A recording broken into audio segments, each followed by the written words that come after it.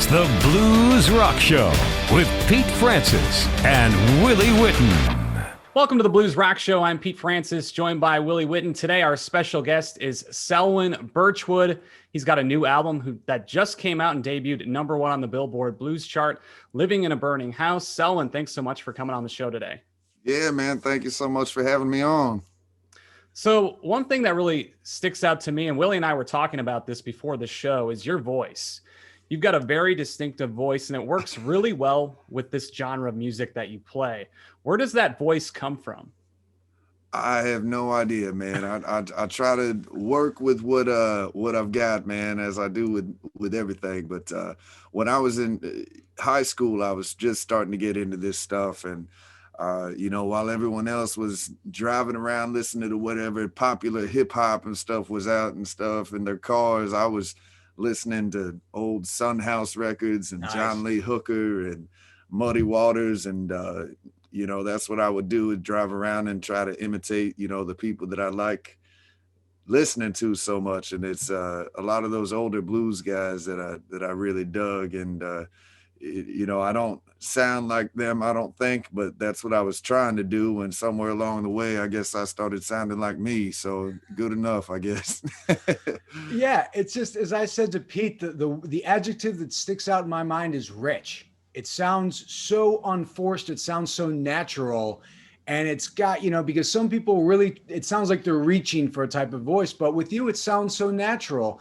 And so I wonder too, like the thing I said to Pete also was that, in your family growing up, was there a lot of music going around? Did you have people in your family that were deeply into tunes as well? Or is this something that you sort of developed on your own, this love and this ability of music?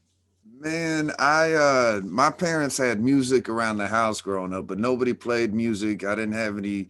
I'm always jealous of the kind of cats that grew up in a musical family, and it's like they don't even remember a time where they didn't play their instrument. It's just that deeply ingrained in them, or they grew up in the church, and that's just how they bred those musicians, is to sound like that. But for me, I definitely got into stuff a lot later. It's one of those things I realized that even looking back now, I'd look at old cartoons and TV shows I liked when I was a kid, and all of them have amazing soundtracks, and all the ones that I gravitated towards were the ones with the old school soul songs in it and the old blues, leaning songs. And it wasn't until I got into middle school that I kind of decided I wanted to play an instrument, and it wasn't for another 5 years or so after that till I heard, what I could identify as blues music, and kind of started on my way there. I was about 17 or so, but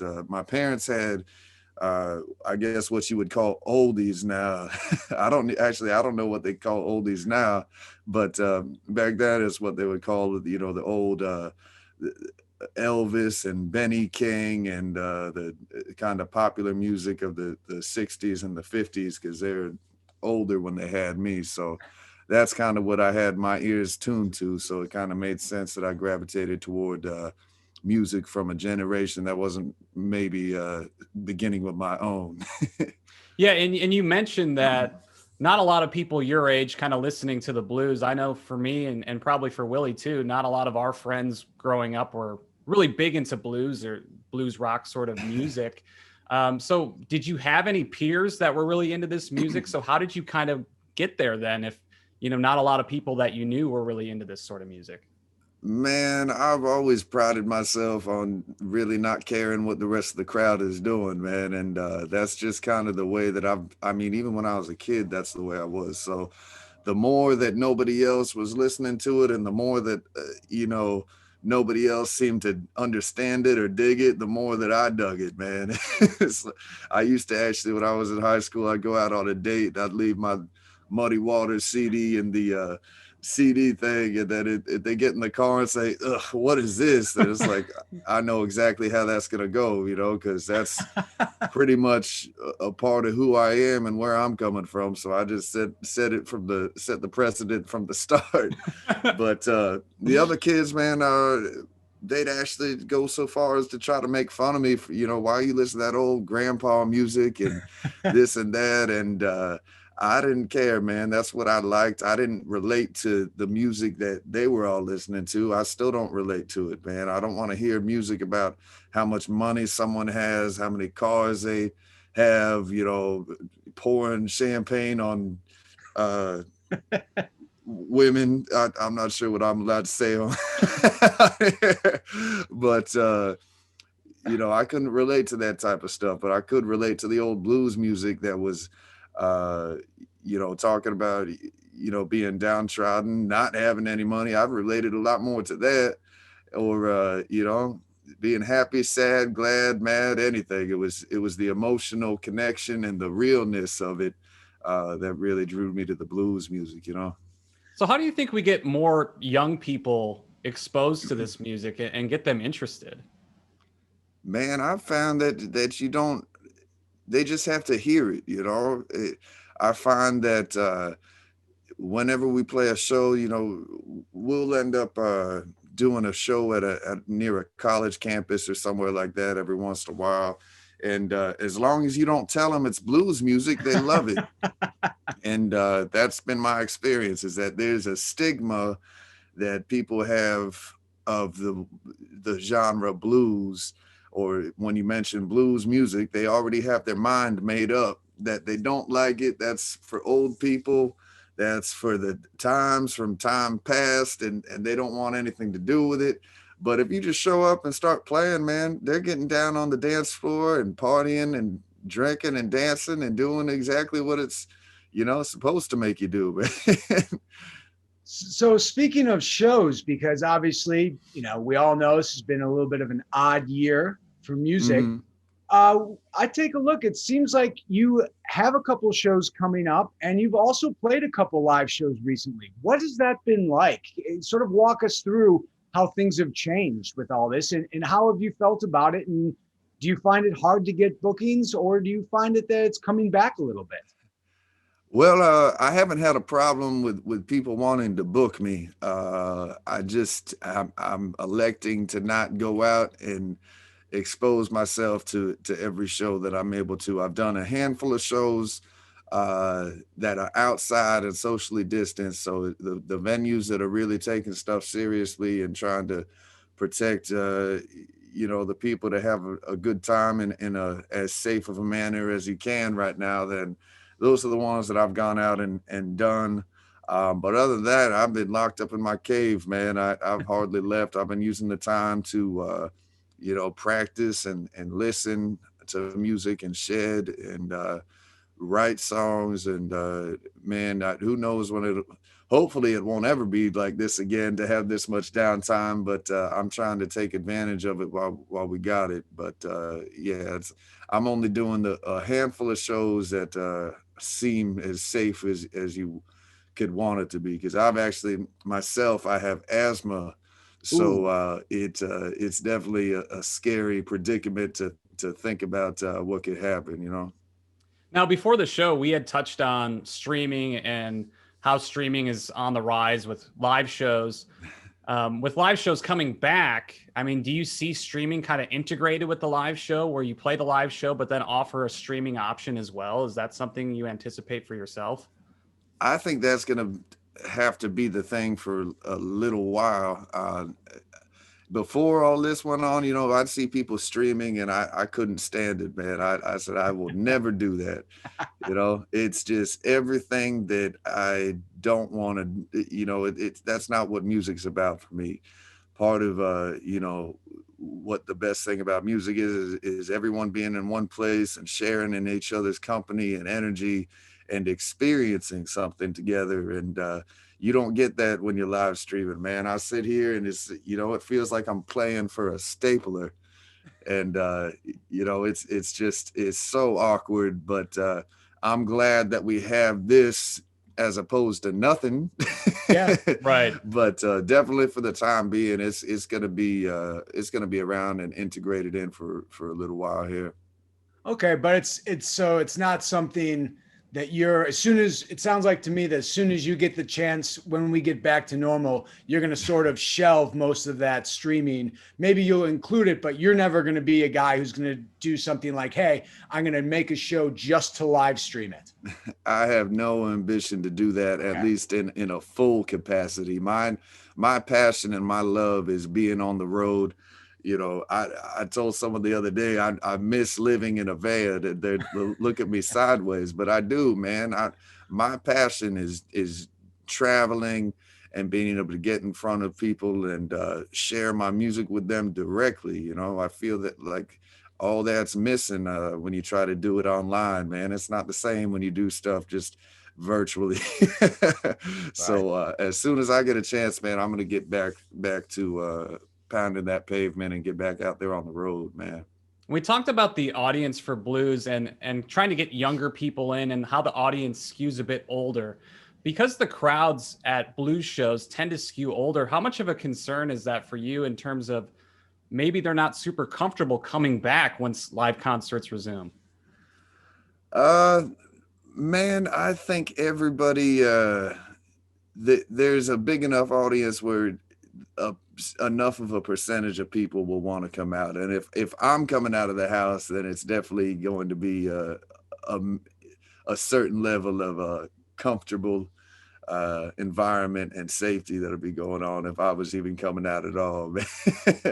But I don't think that's going to be tripping too much. I think that when it's time to go and it's able to be done, it's going to happen. It's not one of those things we're going to be able to force. But you know, when people are itching to go back out and see live, you know, we're all addicts, man. I'm an addict in the way that I love performing and traveling, and other people are addicts in the way that they love going to live music shows, man. It's not something that they're wanting to put down either, you know? So I think it's going to be cool once we get going again. Speaking of cool, how do you feel about your album being #1 on the, I mean, right? If we're talking about cool things, this album just came out and people are loving it. Yeah, man, I am absolutely ecstatic, man. The first day that the album was launched, it was #1 on the iTunes blues chart, and it's been darting back and forth every other day between #1 and #2 for the past week. And then I found out only a few days ago that it debuted at #1 on the Billboard Blues chart as well, which is a first for me. And I'm just ecstatic, man. We actually had to shelf the album for about a year or just over a year because we finished the album in December of 2019. So when I say I'm happy that the album's out, man, I mean it, because we had to wait for so long, you know. But yeah, now that it's out, it seems like people have really been picking up on it. The response has been immense. I mean, we got positive responses for our first 2 records for Alligator Records, but this record has been overwhelming so far. And you know, I'm just trying to figure out how to keep it going, man. And I'm glad that at least it seems like someone out there somewhere, or a few people still dig artists that play music with instruments and you know, write their own songs and their own music, and that's what I'm trying to give to people, man. So on this album you worked with Tom Hambridge. How did you get connected with him? Tom, I was talking to him about it. I don't exactly remember where I first met Tom. I think it was when we were doing a festival, because he was playing drums for Buddy Guy's band, and we've done several festivals all over the place with Buddy and opened for him in several places. And I think that's the first time that I met him. But I first heard his name. My buddy Joe Louis Walker actually had Tom to do a couple of his records, and he was just raving about him. And when I went upon kind of further inspection, I found out that Tom wrote a bunch of the songs on his record. And I really connected with that, man, because that's really what I dig, is songwriting. And man, he's got a way with words, and we kind of connected on that end of the spectrum. And yeah, I asked him if he'd be interested in doing it, and he was surprisingly, after I sent him a few tracks, he was super open to it. And I'm glad we got it going together, man. So for me, it's really cool because I was able to work with a great producer on this record. And then also, I mean, it feels like I went full circle because I first got into blues music after seeing a Buddy Guy show when I was 17. And now it feels like it went full circle. I'm went from first hearing the music that way to now I'm, fast forward, and I've done several shows with Buddy Guy around the world, and even going so far as to have his producer producing my record, man. So it's pretty cool, man. Yeah, he's been involved with some big time blues records over the years. Absolutely. So just briefly, you mentioned you love songwriting. Are you the type of guy that sort of waits and lets the songs come to you? Or are you someone who sits down and says, today I want to see if I can write one up? Man, it seems to work, but I'm always open to trying to, I don't want to say receive songs. That sounds a little out there for me, but it always seems to work better when I don't try to force it. So I'll have an idea and I'll think on it. And if it's not coming up with anything, then I'll put it down and try to do something else and come back around to it. But yeah, I always find that it seems to work better when you kind of try to let it flow instead of force it, Yeah. Yeah, I totally get that. It feels like it's just kind of like coming to you from out of nowhere, and then it just seems a lot easier, probably. Absolutely, man. Awesome. Well, Selwyn, we really appreciate you coming on the show today. Any final thoughts before we let you go, and where can folks pick up the new album? If you want to check out the new album, you just go to alligator.com. Like my shirt here, Alligator Records website. It's not just a website with alligators on it. That'd be cool too. But alligator.com to find the record. And I also found out last week that I was actually nominated again for a Blues Music Award this year for Contemporary Blues Male Artist of the Year. So when those ballots come up, you have to be a Blues Foundation member to vote, and you just go to blues.org to do that. And yeah, man, 2021 has been pretty cool this first month, man. I'm hoping it keeps looking up, man. Yeah, that's awesome. Well, congratulations on the success, and thanks again for coming on the show. This has been great. Yeah, man. Thank you for having me. All right, that's going to wrap up this week's edition of the Blues Rock Show. For Selwyn Birchwood and Willie Witten, I'm Pete Francis. We'll see you next time.